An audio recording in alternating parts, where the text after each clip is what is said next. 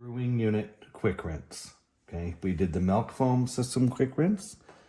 So anytime if you're gonna switch over to a different coffee bean or you just want to do a quick rinse on the whole system, simply hit the button and it'll do a quick rinse on the entire system.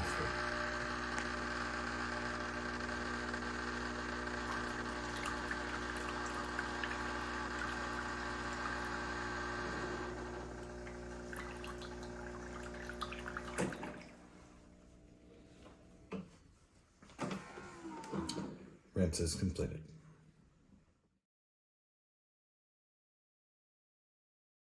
When you go into your maintenance settings, this is for all of your cleaning systems. You can do a quick system brew rinse.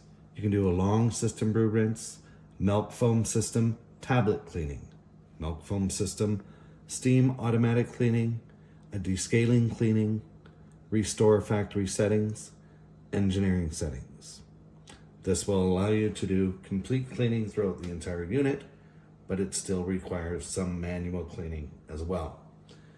So now, when you're doing a thorough clean with your coffee machine, be sure that your espresso lever is all the way to the top.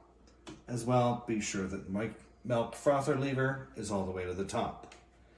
Please keep in mind, all of these components are not dishwasher safe, and you may use dish soap with water simply by rinsing under the tap. So you'd have the top of your drip tray. When emptying your puck canister, simply use dish soap and water, as well as when you're emptying your drip tray when you're doing a thorough cleaning for the entire system. And so there you have your packer brewer. So as you can see, once you're making the coffee on the inside, be sure to give it a wipe as well. From the inside,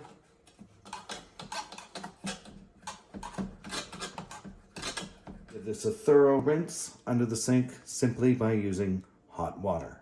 No soap is necessary. Do not place this in the dishwasher either, and you may want to give this a wipe from the inside.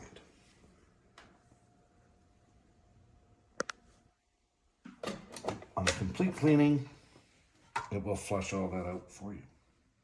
Everything will simply go back in one way. I'll place it back into the unit. As I mentioned, be sure that all of the levers are all the way up. The system itself will ask you if the grounds have been emptied. Simply hit yes, and you're right back to making your favorite coffee.